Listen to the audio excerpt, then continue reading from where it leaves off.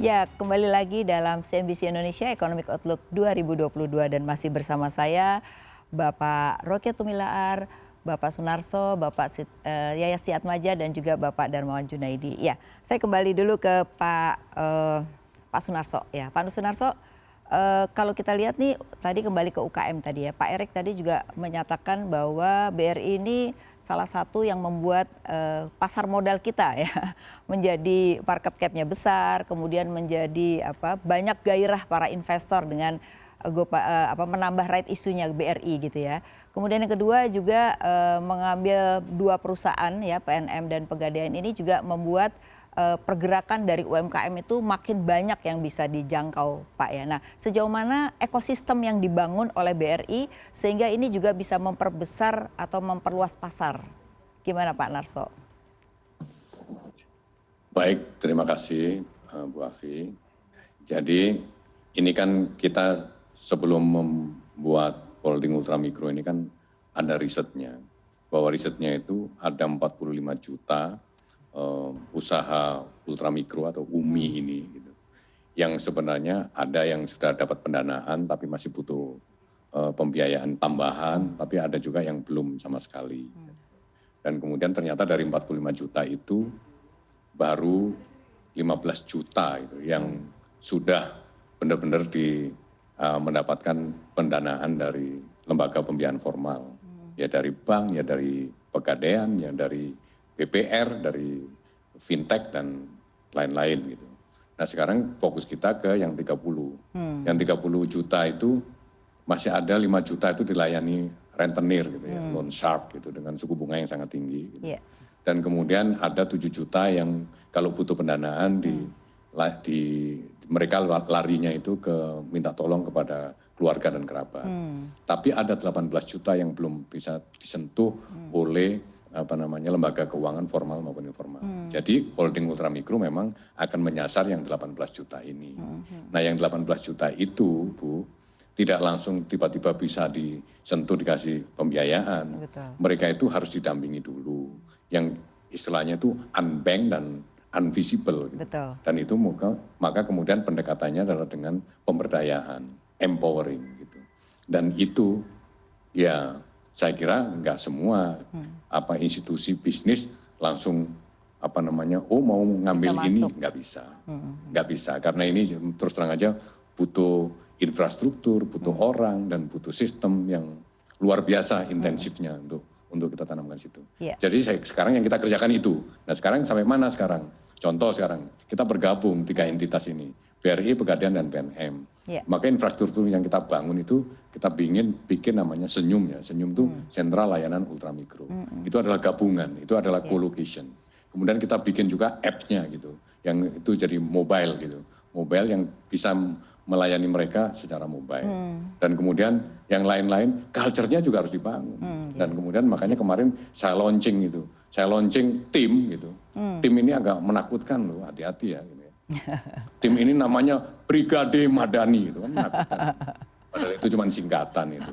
BRI, Pegadaian, dan Permodalan Nasional Madani. Okay. Dan itu adalah karena kita sudah punya target akan menyasar 45 juta itu, terutama 55 juta sih sama existing.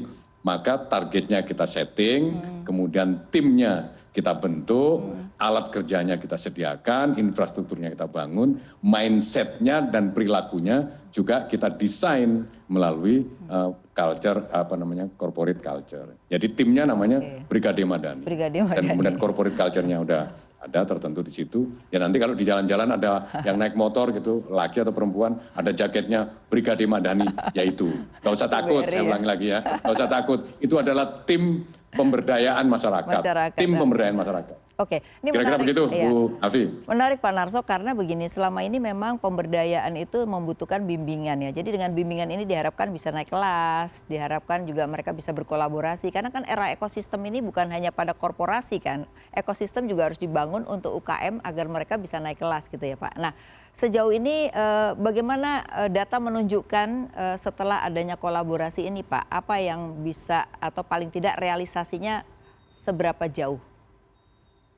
Realisasinya ya gini, co-location itu kita sekarang sudah punya 153 ya, karena kan baru mulai September ya tahun lalu itu baru 3 bulan itu kita sudah bangun 153 co-location yang kita sebut senyum itu. Jadi itu bentuknya apa sih supaya konkret?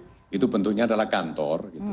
Bisa kantornya Pegadaian, bisa kantornya BRI, bisa kantornya PNM. Isinya kalau dulu diisi oleh PNM saja, Pegadaian saja atau BRI saja. Sekarang satu kantor itu diisi bertiga gitu. Jadi paling depan itu Bu Afi kalau masuk akan disambut oleh penaksir dari Pegadaian. Gitu. Makanya jam tangannya jangan taruh depan, nanti langsung ditaksir. Gitu.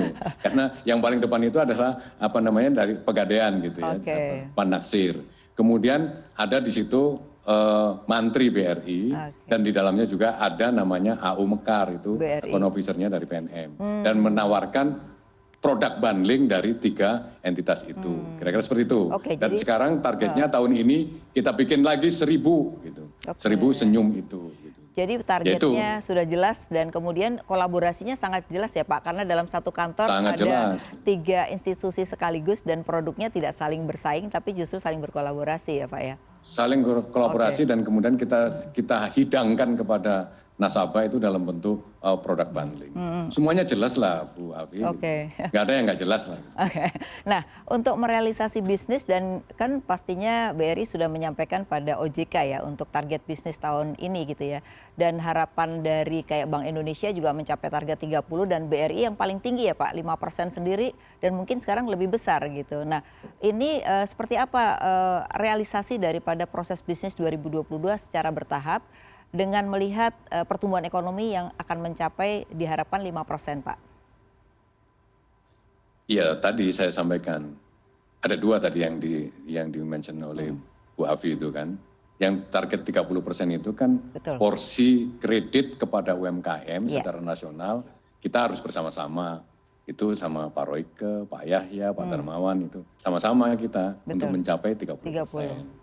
Nah kalau BRI ya sudah lebih, BRI itu sekarang sudah 83% porsi UMKM-nya. Betul, dari total. Nah kalau begitu, ayo kita sama-sama capai 30%. Caranya gimana? BRI kan sudah mencapai 83% gitu. Ya mungkin barangkali Pak Yahya, Pak Darmawan, Pak Royke mau bantu BRI dari sisi yang lain gitu. Untuk meningkatkan yang jadi 30% tadi. Itu yang pertama. Yang kedua target pertumbuhan. Target pertumbuhan misalnya katakanlah, loan growth-nya di target 8%, ekonomi GDP growth-nya untuk itu ingin mencapai GDP growth 5%. Maka BRI yang bisa kontribusikan ke situ adalah loan growth. Maka tadi saya ulangi lagi, BRI menargetkan loan growth 9 sampai 11%. Begitu, Bu Afi. Ya. Oke, ya Pak Narso, bagaimana pandangan terkait strategi yang dilakukan merealisasi pertumbuhan di tahun 2022 tadi kan sudah disampaikan oleh Pak Narso ya. Terus kemudian harapannya gimana nih supaya tidak hanya BRI sendiri yang bekerja tapi mungkin stakeholder mana yang sebenarnya perlu untuk mendukung gitu. Karena kan juga bank itu kan follow the business. Ketika bisnisnya nggak ada bagaimana mereka bisa menyalurkan kredit kan gitu Pak ya. Nah mungkin harapannya terhadap sektor yang akan tentu saja demand side-nya lah gitu. Gimana Pak Narso? Saya kira gini ya Bu Afi, saya kira semua sudah bekerja dengan baik ya dan berkolaborasi dengan baik. Buktinya apa? Ini saya punya data ya Bu Afi ya, secara makro. Ada 79% dari sektor ekonomi itu mengalami pertumbuhan yang menunjukkan pemulihan. Pertumbuhan positif ya. Saya ulangi lagi, 79 sektor ekonomi itu sudah mulai tumbuh tumbuh positif. Jadi artinya kalau ditanya stakeholder mana ya saya kira semua stakeholder harus lebih memaksimalkan lagi lah effortnya untuk mendorong pertumbuhan ini. Tapi saya nggak sebut secara spesifik karena faktanya 79 sektor, 79% sektor itu sudah tumbuh. Dan sekarang mungkin begini, ada hal-hal yang positif lah. Yang pertama adalah harga komoditi tadi ya. Saya pikir masih akan berada di range yang sangat tinggi terutama dengan terganggunya proses produksi di berbagai sentra-sentra produksi komoditi tertentu ya, terus kemudian juga pasti value chain-nya juga supply chain-nya juga terganggu, ada masalah Ukraina dan Rusia itu juga akan mengganggu distribusi, embargo itu akan mengguncangkan embargo itu walaupun bagaimana akan mengubah putaran ekonomi global gitu. Dan kemudian juga mungkin yang perlu diwaspadai adalah juga inflasi global yang tinggi. Pasti nanti tantangan kita untuk tumbuh ini ya, kita boleh punya semangat tinggi. Tapi likuiditas saya pikir akan menjadi tidak lagi seempel Oke. tahun lalu gitu, dan itu Iya. menjadi tantangan gitu. Iya, oke. Tapi kemudian Harapannya. tetap optimis kah? Tetap optimis Bu Afi gitu, karena Oke. kita punya indeks namanya itu UMKM Index ya. Oke. UMKM Index kita Cukup menunjukkan tinggi ya. indeks aktivitasnya masih mulai sangat bergerak. baik. Ya, Oke. kemudian indeks optimismenya menunjukkan optimis, dan yang terakhir indeks kepercayaan pelaku UMKM terhadap kemampuan Mulai pemerintah mengelola berbagai tantangan ekonomi itu masih sangat baik. Artinya UMKM percaya kepada kemampuan pemerintah. Oke, Begitu. Pak Narso, pertanyaan terakhir, ini kan G20 kan seluruh BUMN diharapkan kontribusinya ya. Nah, apa nih kontribusi BRI dalam G20, dan kemudian juga apa yang bisa direalisasikan dalam poin-poin yang ada di G20, Pak? Saya pikir mungkin satu saja deh, jadi recover stronger ini ya. Iya. Saya kira ekonomi kita itu masih, maaf ya, ternyata 68% GDP kita itu dikontribusi oleh UMKM. Gitu. Dan kemudian penyerapan tenaga kerja juga 92% lebih itu, 97% itu dikontribusi oleh UMKM. Oke. Saya kembali lagi, ekonomi kan kita mengelola kesejahteraan ya sebenarnya. Betul. Ya kan? Dan kemudian jadi tugas negara adalah menyediakan ya, menghadirkan kesejahteraan bagi masyarakatnya. Cara terbaik mensejahterakan masyarakat adalah dengan memberi pekerjaan. Dan ternyata datanya 97% pekerjaan itu diberikan oleh UMKM. Oke. Maka kemudian apa yang bisa dilakukan BRI? Ya kami fokus saja kepada UMKM. Makanya kemudian UMKM kami perluas kepada yang lebih dari kecil itu yang kita sebut ultramikro. Oke. Jadi perannya di presidensi Iya. G20 ini, saya kira kita akan tetap malah makin fokus kepada ultramikro. Iya. Demikian Bu. Baik, Afi. terima kasih Pak Narso. Berikutnya saya beralih ke Pak Yahya. Ya, Pak Yahya. Kalau tadi bicara UKM, saya lihat Pak Yahya dari sisi BCA kelihatannya kredit konsumtifnya sekarang juga mulai naik ya. Jadi ini sebagai daya dukung. Kalau konsumtifnya tinggi, nanti baru sektor realnya bergerak gitu ya. Karena itu otomatis ada demand, kemudian baru supply-nya akan mendukung gitu. Nah, seberapa jauh Pak pertumbuhan dari sektor konsumtif yang saya lihat dari sisi mobil, kredit rumah, dan lain-lain kelihatannya biasanya mendorong dan kompetitif sekali bunganya gitu. Gimana Pak Yaya? Terima kasih Bu Afi. Koreksi sedikit Bu Afi ya. Kalau saya lebih senang dibilang kredit konsumen. Oh iya, Karena kalau konsumtif ya. konsumtif kan konotasinya rada negatif tuh ya. Iya. Kenyataannya kan kita memberikan kredit seperti KPR, mortgage, tidak semuanya hanya untuk kebutuhan pribadi, tapi untuk Usaha. juga dipergunakan usaha ya. Betul. Nah, saya pikir ini adalah suatu potensi yang besar sekali ya. Memang keberatannya daripada mengembangkan kredit konsumen adalah rundown yang cepat. Ya kalau kita tahu rata-rata kredit KKB mungkin dalam 2 tahun, 3 tahun udah harus lunas gitu ya kan. Jadi berputar terus nih, Betul. seperti hamster. KPR juga demikian, dan kalau memang kita menyasar target yang benar, itu banyak juga yang melakukan early repayment ya. Jadi hal ini menyebabkan kalau kita lihat misalnya untuk KPR saja ya, kalau kita rata-rata setahun bisa sebulan bisa sekitar 2,2 sampai 2,5 T, maka setahun itu kita bisa 30 triliun untuk KPR saja ya. Demikian juga kendaraan bermotor. Kalau sekitar 2,5 ya sekitar bisa 25 sampai 30 triliun.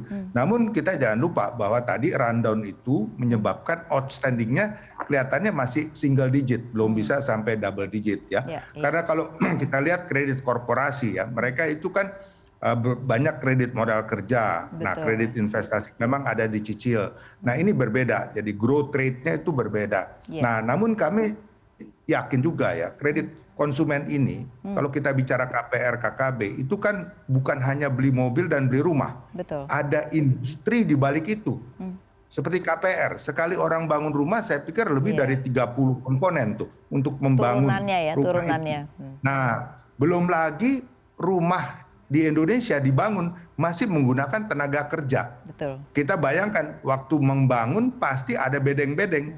Pekerja ada kerja di situ, nggak akan pulang-pulang pergi ke rumah mereka ya. Mereka tinggal di bedeng perlu makan. Nah, tukang sotomi, tukang bakso ini kan hidup juga. Jadi ini ada multiplier effect daripada kalau kita mendorong kredit konsumen. Demikian juga Iya. dengan mobil ya. Saya pikir supply chain daripada spare part dan lain-lain tentu ini banyak sekali untuk mensupport industri turutan daripada korporasi-korporasi yang menjual ini.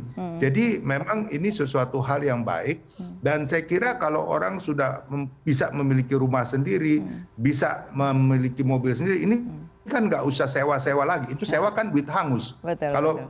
cicil rumah, cicil mobil itu kan memiliki sendiri ya. Jadi satu aset yang di-build sendiri. Dan pada saat ini apalagi kalau kita lihat bunga kemungkinan ya melihat tren di Bakal Amerika bunga bisa naik. Jadi kalau orang ambil KPR sekarang, ambil KKB sekarang nggak salah lagi Bu Afi. Jadi kira-kira begitu lah. Iya, kira-kira. targetnya adalah sekarang gitu ya. Nah, pastinya Iya. Pak, yang namanya bank kan ada tantangannya juga ya Pak. Nah, apa sih 2022 pasti. yang menjadi tantangan nih Pak? Yang perlu didengar Ya, supaya ini- regulator juga bisa melihat tantangan itu dan bisa Nah. menjadi peluang gitu.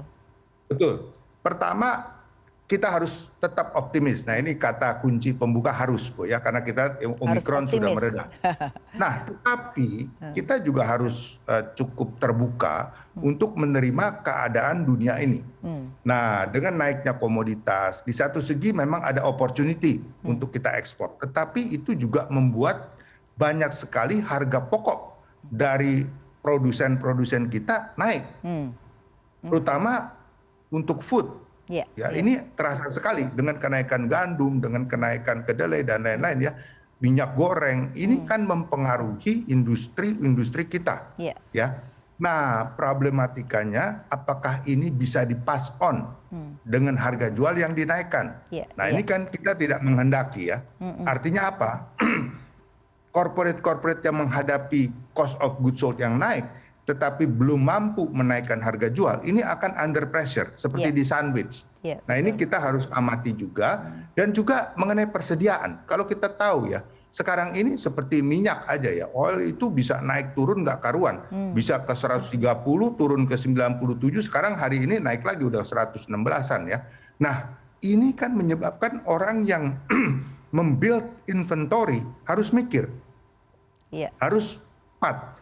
Kalau inventory kebanyakan, dia beli pada harga yang mahal, Betul. mati, nggak bisa lawan saingan. Jadi Atau sebaliknya. ketidakpastian buat para pengusaha Kalau ini masih terlalu ada ya. sedikit, iya, ada kebutuhan demand, produksi tidak nyandak. Iya. Nah, jadi ini memang PR bagi perusahaan-perusahaan kita, baik itu dari produsen, UMKM sampai ke bawah, ini sangat berat. Dan saya pikir kalau kita dorong produsen dalam negeri, Iya. kita harap UMKM juga makin kuat dan UMKM kita harapkan UMKM dari produk lokal. Karena kalau kita lihat UMKM kita juga banyak yang gampang cari gampang import jadi Jualan semacam aja ya. apa ya?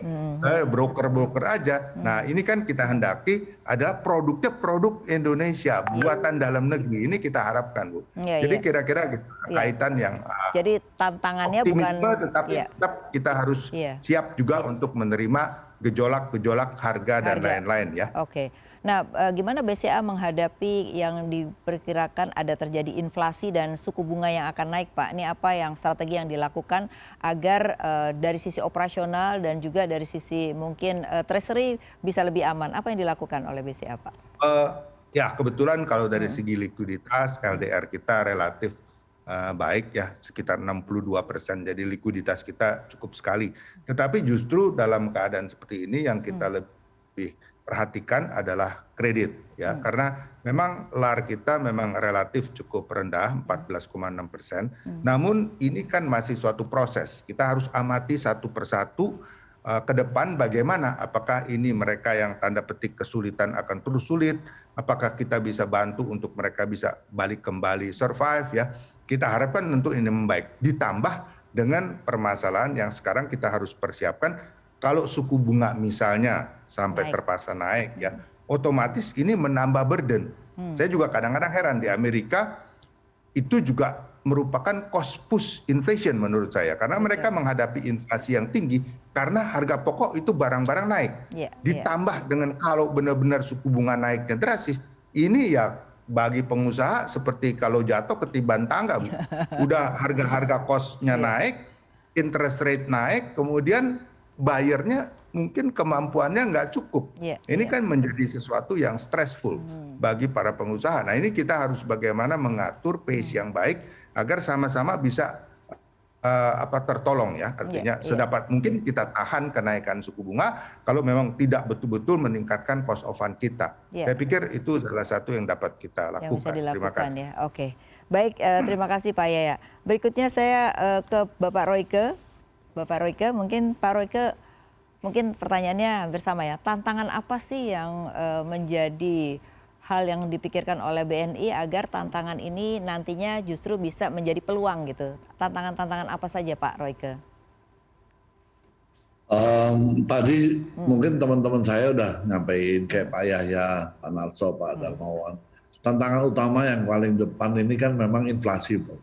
Global inflation-nya cukup naik tinggi dan juga mungkin logistik cost akan cukup tinggi gitu. Betul. Nah ini yang akan jadi tantangan buat kita ke depan. Kita harus juga hati-hati ya.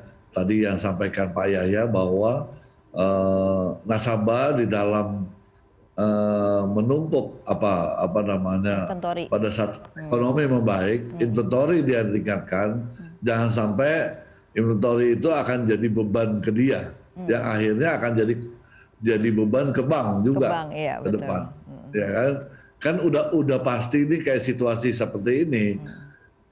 Kita mungkin udah dengar ada pabrik besar besi di Eropa yang kena perang itu, termasuk pabrik besi yang terbesar. Betul. Nah ini kan akan mengakibatkan industri kapal, industri alat berat, yang lain-lain ini akan apa istilahnya shock lah, akan shock lah.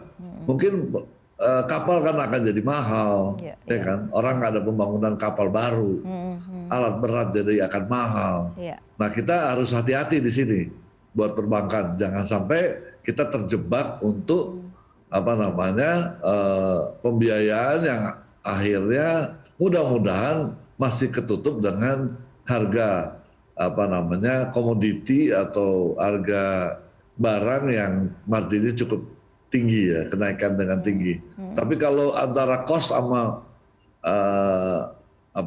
margin nggak tertutup, ini yang kita harus hati-hati ya buat perbankan. Dan suku bunga lagi-lagi memang tadi kalau Amerika itu cepat, kan nggak mungkin Indonesia akan diam dengan suku bunga yang sekarang. Betul. Rupiah pasti akan melakukan adjustment. Dan di sini juga kita harus juga jaga jangan sampai nasabah kita tadi kita juga harus siap untuk jaga supaya nasabah kita jangan sampai beban bunga itu belum bisa dipass on ke produknya, harga jualnya belum bisa, dia market juga belum terlalu bergairah. Ini akan juga membuat akhirnya macet ke perbankan juga. Iya. Jadi ujungnya ke perbankan ya. Jadi memang yang harus diperhatikan adalah sektorialnya ya, karena sektorial ini akan pengaruh sekali terhadap inflasi dan juga terhadap suku bunga. Tentu saja dua hal itu ya Pak Royke. Nah Pak Royke, di dalam G20, presidensi G20, apa kontribusi dari BNI terutama dalam mungkin dikaitkan dengan ESG, kemudian juga dengan persoalan masalah-masalah lain? Silakan Pak Royke. Ada dua yang paling penting di BNI yang kita jalanin. Yang pertama adalah tadi yang saya sudah sampaikan, bukan sekedar energi terbarukan saja, tapi BNI ini akan sudah mulai melakukan perubahan-perubahan lah untuk menuju suatu bisnis yang environment friendly lah, dengan kondisi ESG-nya kita coba untuk lebih transisinya kita buat supaya kita menuju suatu yang yang jadi best practice di dunia. Yang kedua, kita juga partisipasi untuk pembiayaan UMKM melalui kita mungkin sudah tahu bahwa kita akuisisi salah satu bank Mayora, yang kita transform akan menjadi digital bank khusus di UMKM. Karena memang kalau kita layani dengan konvensional bank kita yang sekarang cost-nya terlalu mahal. Iya, iya. Nah, kita mau bagaimana bangun suatu bank digital benar-benar yang operating cost-nya itu rendah, serendah mungkin, yang bisa menjangkau, bisa menjadi Masyarakat. salah satu menjangkau masyarakat banyak, sehingga UMKM kita bisa keangkat lagi. Oke. Itu sih, Iya, iya. dua Jadi hal itu. dua hal itu yang kan untuk G20 ini ya Pak ya, paling nggak kontribusi Ya. ESG-nya ya akan ke sana ya. Yes, jadi- Oh, baik. Nah, Pak Royke, kalau melihat dari tahapan-tahapan ya untuk mencapai 2022 ini ya, sampai dengan Maret ini apa yang sudah dilakukan paling tidak untuk membantu pemulihan ekonomi, Pak Royke? Ya, tadi mungkin yang tadi sudah saya mulai. sampaikan di awal bahwa Explora ini juga menjadi hal yang menarik karena kita sudah mulai dari tahun lalu dan animonya cukup bagus ya. UMKM yang berorientasi ekspor untuk kita angkat untuk masuk ke ekspor itu cukup banyak dan kita lihat kita coba di beberapa kota dan ini lumayan berhasil. Iya, iya. Nah, tinggal kita koneksikan dengan diaspora yang tadi yang disampaikan Pak Menteri itu, Pak Erik. Ya, Jadi diasporanya yang sedang kita garap supaya ini akan menjadi satu platform yang mengakselerasi pertumbuhan ekonomi jadi lebih cepat. Jadi platformnya ini yang kita perbaiki lebih bagus lagi. Bukan berarti kita sendiri sih di dalamnya. Ini juga kolaborasi dengan banyak stakeholder, termasuk bea cukai, termasuk Smesco, termasuk Departemen Perdagangan, Departemen Perindustrian, segala stakeholder masuk di dalam platform ini untuk memudahkan si para calon eksportir baru ini jadi suatu tempat buat mereka mendapat informasi yang jelas. Banyak yang mereka nggak ada tuh. Eksportir itu belum tentu gampang dapat informasi. Wah, luar biasa ya Pak. Justru di sini. Jadi membangun Di sini akan stakeholder dengan tidak hanya pada customer aja, tapi juga termasuk departemen-departemen terkait ya untuk ekspor ya Pak. Terkait, Nah kita ini sambungkan belum pernah ada nih kalau saya lihat. Kalau ini sesuatu yang baru sekali karena banyak orang mengalami kendala kalau harus ekspor barang gitu. Nah sekarang ini dengan fasilitas ini tentunya mempermudah ya tentunya. Mempermudah. Kita akan memperlebar sehingga jadi suatu ekosistem yang yang efisien buat para pelaku di situ dan itu akan memudahkan semua pihak. Oke. Ya kan? Nah, kalau saya bilang tadi sampai Maret sebenarnya kalau target sendiri dan proyeksi pertumbuhan bisnisnya seperti apa Pak tahun 2022 ini? Ya, kami belum membuat suatu target yang muluk-muluk lah untuk yang Explora ini. Tapi kalau di target kredit kami kan cukup challenging tahun ini, kita mungkin di kisaran 7-10%. 8%. Oh, sampai 10%. Blended di situ. Salah satunya memang yang jadi primadona unggulan kita adalah di Explora ini. Oke. Gitu. Iya, iya. Luar biasa. Jadi nanti para pekerja juga yang di luar bisa membiayai keluarganya yang ada di sini juga ya Pak ya. Tidak hanya yang diaspora saja ya. Jadi ada dua belah pihak ya yang bisa ditanya. Ada 8 juta diaspora di dunia. Luar biasa ya. Ya lumayan. Pekerja migran kurang lebih 4 juta lagi yang berdarah Indonesia. Nah ini yang kita garap juga yang sudah warga negara asing dan darahnya Indonesia. Iya. Ini belum ada yang mengabungkan ini. Wah, luar biasa. Kita coba dan banyak remittance-nya lumayan ya Pak. Remittance juga kan besar juga ya, BNI termasuk yang ambil. Nanti akan ke sana. Segala transaksi kan akan masuk ke remittance, payment segala macam itu akan masuk. Belum lagi keluarganya yang ada di sini bisa dibiayai dengan mereka yang mengangsur pada BNI juga ada kan ya Pak. Nah ini menarik. Ya, dan itu akan mereka yang dulu nggak ada kesempatan untuk investasi karena mungkin dibilang orang asing dilarang, kan udah banyak fakta Pak. Iya. Bahwa di India pun non-resident itu boleh investasi di India. Oke. Nah, sekarang mungkin mereka bisa ada kesempatan untuk beli, udah rindu untuk beli rumah di kampung halaman kan bisa lewat itu platform ini gitu. Wah, luar biasa Dan memang Pak. sarananya dengan digital ini memungkinkan untuk lakukan itu. Luar biasa Pak. Ini sesuatu yang baru dan mudah-mudahan ini bisa membesarkan ya para diaspora untuk Indonesia gitu. Baik, saya akan lanjutkan kepada Pak Darmawan. Pak Darmawan nih yang mengelola korporasi ini ya. PR-nya sangat berat ya Pak. Karena kalau kita lihat di tahun 2021 banyak sekali korporasi itu membayar utang kepada bank dan mereka mengeluarkan obligasi, bahkan ada yang go public gitu ya. Jadi korporasi lama-lama bisa berkurang nih. Nah, gimana nih strategi Bank Mandiri untuk melihat bahwa korporasi mana sih yang akan menjadi atau sektor mana yang akan menjadi fokus 2022 dan ke depan agar memang Bank Mandiri ini diharapkan menjadi bank yang kontribusi besar terhadap pembangunan. Silakan Pak Darmawan. Ya, terima kasih Bu Afi. Memang bagaimana tadi yang sudah kami sampaikan, kita akan melanjutkan pembiayaan kepada sektor-sektor yang memang sudah mulai pulih, demand-nya sudah mulai muncul dan prospektif. Jadi untuk jangka pendek dan jangka menengah kita memang masih melihat sektor perkebunan, sektor pertambangan, termasuk infrastruktur, dan juga telekomunikasi yang merupakan besaran yang mungkin masih merupakan fokus pembiayaan dari Bank Mandiri. Namun kita juga tidak melepaskan di sektor-sektor yang sudah pulih di tahun 2021 seperti pertanian dan juga industri pengolahan yang secara proporsional yang ada di portfolio kami mungkin itu mendominasi dari pembiayaan yang diberikan secara wholesale. Tapi kita juga tidak melepas bagaimana nanti beberapa sektor yang mungkin turunan dari sektor-sektor yang sudah pulih akan juga ikut terus tumbuh ke depan. Oke, nah target dan pertumbuhan bisnis di 2022 berapa nih Pak targetnya?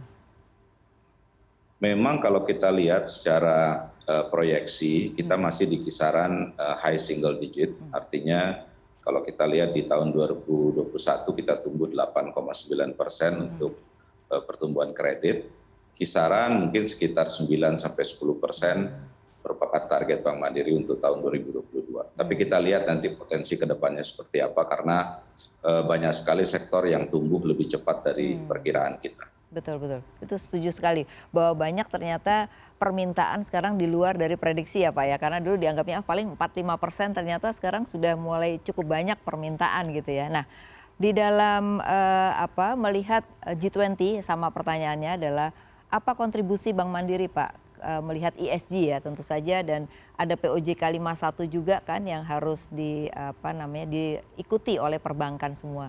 Gimana Pak Darmawan? Ya, memang kita sudah mulai beberapa inisiatif untuk menunjukkan use case Indonesia melalui Bank Mandiri.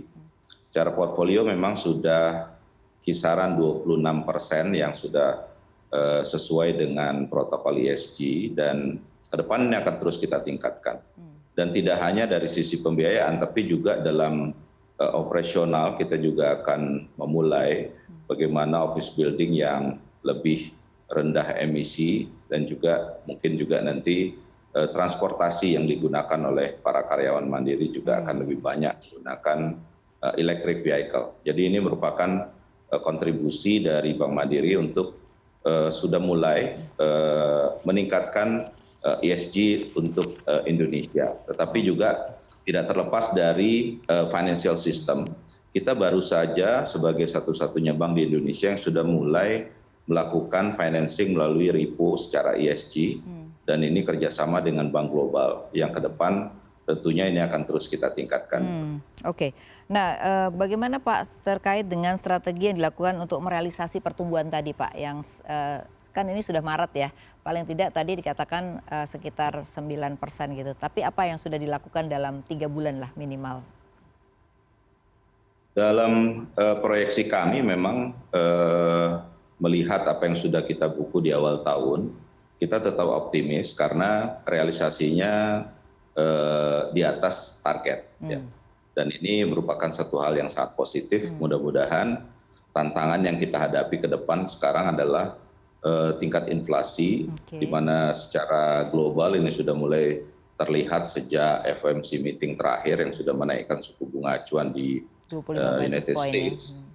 Fund rate sudah naik, tapi kalau kita lihat sekarang tantangan buat perbankan Justru di rupiah sekarang likuiditas yang sudah mulai kembali ke posisi kira-kira di saat sebelum pandemi di tahun 2018-2019 sejak diberlakukannya GWM baru per 1 Maret dari 3,5% ke 5%, tertinggi likuiditas harian itu di 400 triliun rupiah, saat ini sudah di kisaran 200 triliun. Artinya ini juga perlu disikapi. Kita tetap optimis, kita jaga kualitas portfolio, tapi juga tantangan ke depan ini tidak mudah.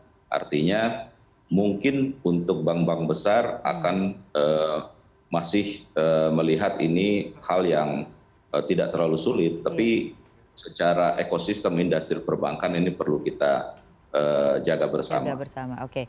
Pak, sebagai terakhir buat Bapak-Bapak sekalian, mungkin closing statement Pak Darmawan, silakan. Apa yang diharapkan? Ya. Kita tetap optimis untuk ekonomi yang jauh lebih baik di tahun 2022. Justru kesempatan kita untuk memiliki cushion yang ekstra karena tantangan di tahun 2023 dan 2024 akan lebih menantang. Sehingga untuk bank-bank besar terutama untuk bisa hand in hand dengan pemerintah dan otoritas, tentunya kita harus menjaga fungsi kita sebagai penopang ekonomi nasional. Oke, baik, terima kasih Pak Darmawan Junaidi, Direktur Utama Bank Mandiri. Berikutnya Pak Royke dari BNI, mungkin closing statement gimana Pak? Apa yang perlu dilakukan dan mungkin menghajak stakeholder, silakan. Terima kasih Bu Afi. Aku rasa kemarin kita sudah cukup bagus ya waktu menghadapi pandemi, kolaborasi dengan pemerintah, OJK, BI, Departemen Keuangan, dan teman-teman perbankan cukup baik sehingga kan kelihatan di industri perbankan ini solid ya. Betul. Bisa tumbuh sehat, masih dalam pandemi tumbuh sehat. Jadi kita terusinlah kolaborasi yang sudah bagus, komunikasi yang bagus supaya ya kita juga bisa menangkap peluang-peluang pada saat pandemi aja kita bisa, apalagi ekonomi membaik, harusnya itu justru akan jadi lebih booster kita punya pertumbuhan dan pemulihan lebih cepat lagi. Baik, terima kasih. Itu aja, Bu. Ya, terima kasih Bapak Royke Tumilaar, Direktur Utama Bank BNI. Berikutnya kepada Pak Sunarso, closing statement. Pak, apa harapannya supaya kita semua punya optimisme yang sama? Saya kira kita semua memang layak untuk optimis. Dan kemudian apa yang sudah dikolaborasikan dan diorkestrasi oleh pengambil kebijakan selama ini sangat baik, itu kita lanjutkan. Dan kemudian tantangan pasti ada, misalnya contoh tantangan suku bunga dan likuiditas itu pasti bisa kita atasi. Dan yang lebih penting adalah bahwa kita semua bersama-sama memulihkan dan untuk mendudukkan kembali peranan bisnis di dalam perekonomian nasional. Artinya apa? Memang nanti pada waktunya peranan stimulus itu yang harus kembali ke tempat duduknya itu di APBN dan kemudian ekonomi bisa kita gerakkan mostly dari bukan hanya menggantungkan APBN tetapi dari bisnis. Oleh karena itu teman-teman bisnis semua ya mari kita manfaatkan kesempatan pemulihan ekonomi ini dengan baik. Demikian. Ya, terima kasih Pak Sunarso, Direktur Utama Bank BRI. Terakhir untuk Bapak Yaya Setiatmaja, Bank BCA, gimana Pak ini harapannya supaya kita optimisnya bisa terlaksana buat bukan hanya bank saja tapi seluruh stakeholder. Ya, terima kasih. Saya pikir optimisme itu sudah difasilitasi oleh pemerintah ya.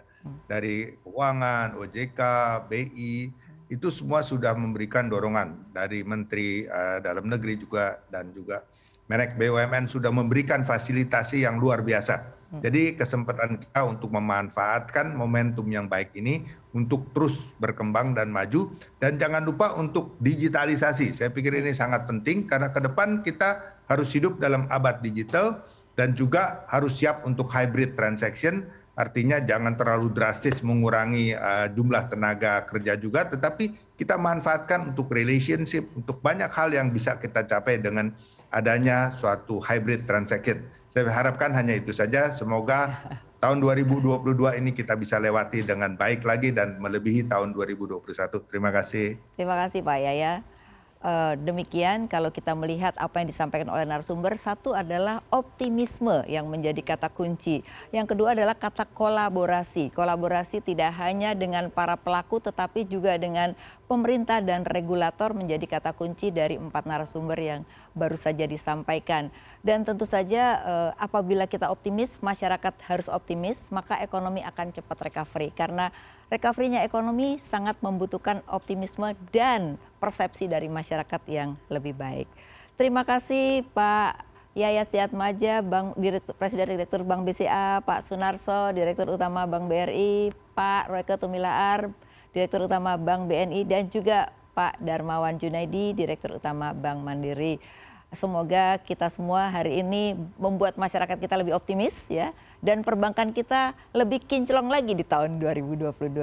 Terima kasih Bapak Ibu sekalian.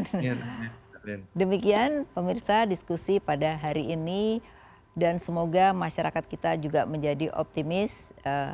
Dengan demikian kita akhiri, dan saya Afilini undur diri, dan saya akan kembalikan kepada Iva dan Gibran.